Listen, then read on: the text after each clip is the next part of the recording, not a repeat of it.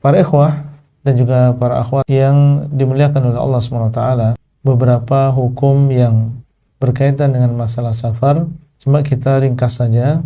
Safar di dalam Islam ada beberapa adab. Pertama, orang yang mau melakukan safar mempelajari terlebih dahulu hal-hal yang berkaitan dengan safar, mengenal hukum-hukum safar. Di antara adab-adabnya adalah seorang berdoa ketika dia keluar dari rumah, membaca doa safar, kemudian juga mendoakan untuk orang yang ditinggal, mengatakan astaudiukumullah alladzi la tadhi'u wada'i'uh, yang artinya adalah aku titipkan dirimu kepada Allah yang tidak akan sia-sia titipannya. Kemudian di antara adab ketika safar adalah bertakwa kepada Allah SWT.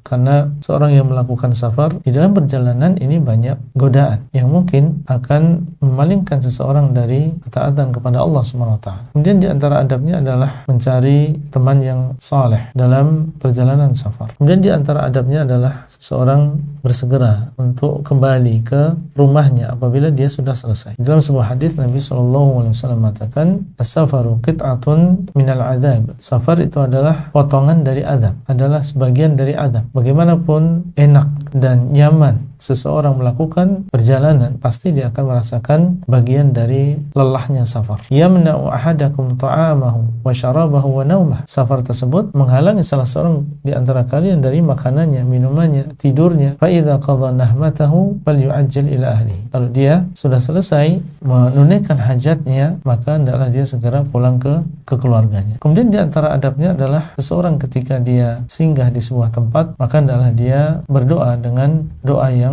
dituntunkan oleh Nabi SAW. Dia mengatakan a'udzu bikalimatillahi tammati min syarri ma khalaq. Ketika kita masuk kamar hotel misalnya, tempat yang baru, maka kita membaca zikir ini. Disebutkan dalam hadis kalau kita singgah di sebuah tempat kemudian membaca doa ini, maka tidak akan diganggu, tidak akan termudarati oleh sesuatu apapun sampai dia meninggalkan tempat tersebut. Kemudian kalau kita memasuki daerah yang baru, doa yang dituntunkan oleh Nabi SAW, Allahumma inni as'aluka khaira hadhil baldah wa khaira ahliha wa khaira ma fiha wa a'udzu bika min syarri hadhil baldah wa syarri ahliha wa syarri ma fiha. Ya Allah, aku memohon kepadamu kebaikan kota ini dan kebaikan apa yang ada di dalamnya dan kebaikan penduduknya, dan aku berlindung kepadamu dari kejelekan kota ini dan kejelekan apa yang ada di dalamnya dan kejelekan penduduknya. Kemudian di antara adabnya adalah seseorang atau rombongan tersebut mereka mengangkat amirus safar, pemimpin safar, atau kalau dalam bahasa kerennya tour leader. Idza kharaja thalathatun fi safarin fal yu'ammiru ahadahum. Kalau ada 3 orang yang keluar melakukan safar, maka hendaklah mereka menjadikan 1 orang di antara mereka sebagai amir. Kemudian yang selanjutnya perlu kita ketahui bahwasanya safar ini adalah saat mustajab untuk berdoa, meminta kepada Allah kebaikan dunia dan juga akhirat. Itu adalah beberapa hal yang berkaitan dengan adab safar secara global. Yang selanjutnya hal-hal yang berkaitan dengan ahkam, ya hukum-hukum atau ibadah-ibadah yang kita lakukan ketika dalam keadaan safar. Yang pertama tentang masalah taharah, yaitu bersuci. Asal dari bersuci adalah dengan air. Kalau misalnya di sana tidak ada air, baru seseorang melakukan tayamum. Bagaimana cara melakukan tayamum? Karena mungkin saja dalam satu keadaan la qadarullah kita nanti safar dalam keadaan tidak ada air. Bagaimana caranya untuk melakukan tayamum? Mudah. Ya, seseorang menepukkan kedua tangannya di sesuatu, ya misalnya di kaca pesawat atau misalnya di kursi depannya, misalnya ditepukkan. Kemudian setelah itu dia tiup, kemudian setelah itu dia usapkan di wajahnya sekali, kemudian dia mengusap kedua telapak tangannya sekali. Yang namanya tayamum ini disyariatkan ketika tidak ada air. Dan tentunya ketika di pesawat ini harus diperhatikan, air ini terbatas sehingga kalau kita berwudu, maka Allah Ta'ala alam, untuk kemaslahatan bersama kita mencukupkan dengan wajib saja. Artinya wajibnya sekali. Baik. Kemudian yang selanjutnya tentang masalah membasuh kaos kaki, mengusap kaos kaki. Apabila seseorang berwudu, ketika seseorang memakai kaos kaki dalam keadaan dia suci, maka nanti ketika batal kemudian dia ingin berwudu, boleh dia tidak melepas kaos kaki dan hanya mencukupkan diri dengan mengusapnya. Untuk orang yang safar, maka yang seperti ini diperbolehkan selama 3 hari 3 malam. Nah, mungkin saja di antara kita nanti ada yang melakukan demikian, maka itu adalah adalah sebuah rukhsah, keringanan bagi orang yang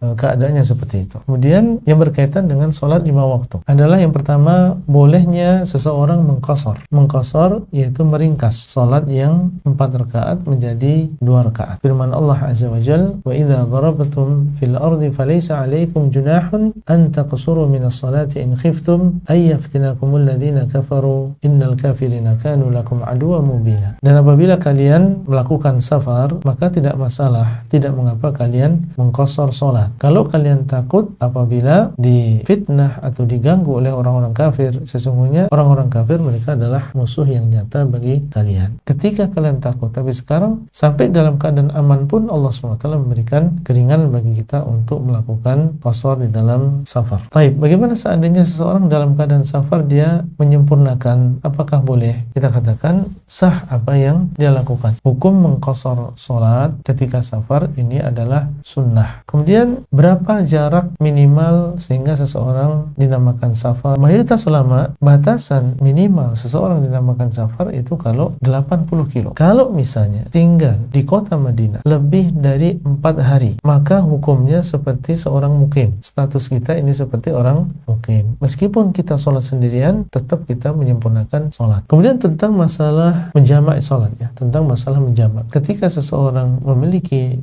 hajat, seperti misalnya dalam keadaan safar, karena safar ini banyak sekali di sana keadaan-keadaan di mana kalau kita lakukan sholat pada waktunya ini akan menjadikan sebagian kita berat. Bagaimana caranya menjamak antara zuhur dengan asar, dan kalau kita safar berarti 2 rakaat atau maghrib dan juga isya. Kalau maghrib dikerjakan 3 rakaat, kalau isya dikerjakan 2 rakaat. Menjamaknya kapan? Di awal atau di akhir? Boleh dua-duanya.